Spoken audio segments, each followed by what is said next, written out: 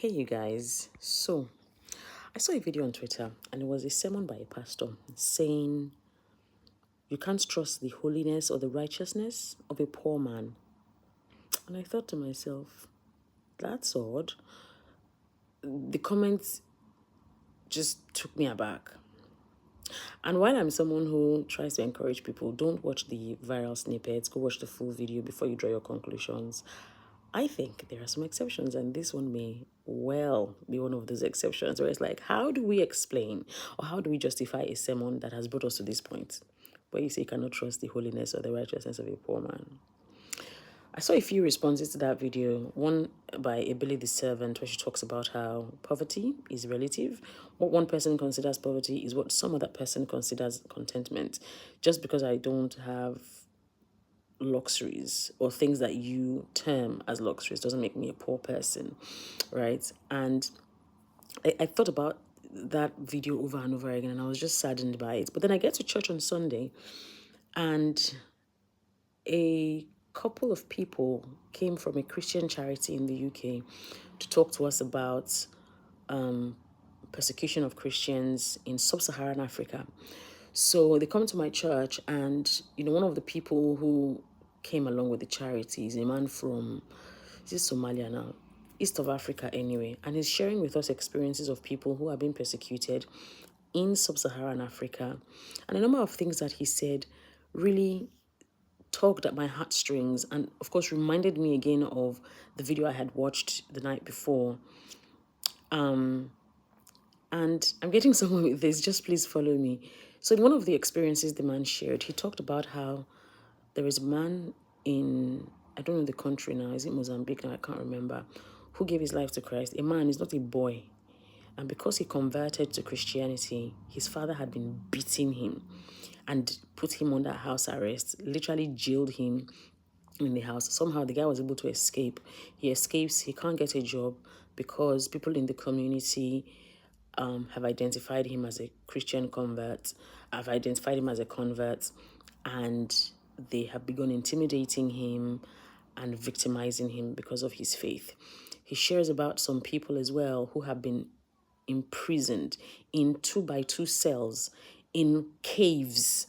You guys know how hot it can get in parts of Africa. They jail these people there because they are Christian. And it's also getting increasingly difficult in some parts of sub-Saharan Africa to share with people randomly, oh, that I'm a Christian, or can I talk to you about Jesus and stuff like that. Now, all of that information was just heartbreaking because I think sometimes we feel like, oh, Africa is not like that, but you're not doing the research. People who are on the ground and on the field are the ones who are seeing these things. But apart from the statistics, which were just so heartbreaking, there was something else that he shared that made me emotional. You may call me a crybaby, that's your business. But just before he left, just before the charity left, the man from East Africa was asked, so these people who are being persecuted in the parts of Africa where you are just seeing these things, what do you think is one major prayer point that they would want us to pray for them about? And he said that the number one thing that most of these people are asking people to pray for them about is resilience and perseverance so that they don't go back to their former faith because of all that they're having to go through. And I was like, boy. The second thing he said they are asking to be prayed, to be prayed for, or they're asking for prayers for, is forgiveness. The spirit of forgiveness, to forgive the people who are persecuting them so that they are able to spread the gospel to these people even more. Because I reckon that some of these persecutors are family members, like loved ones, community people, even government in some instances. And that just was unexpected. These are people who are undergoing inhumane conditions. They are having to experience just the worst treatment.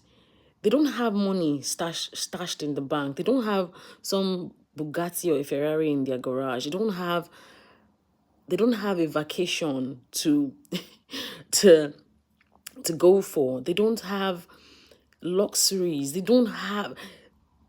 people are going through so much. They don't have money to fly in and out of one country, breakfast in London, lunch in Paris, dinner in Abuja. They don't have any of that. They are going through so much. They don't have money. What I reckon we would consider riches. They don't have those kinds of things. But they are being persecuted. And what they are praying for is grace to persevere and not go back to their former faith, and the spirit of forgiveness to forgive their persecutors.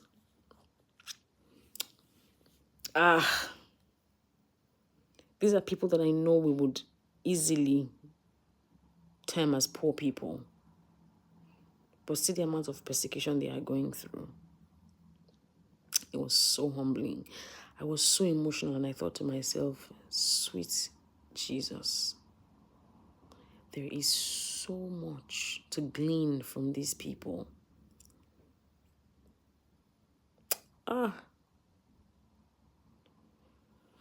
Anyway, I just thought to share that, and I hope that it inspires you.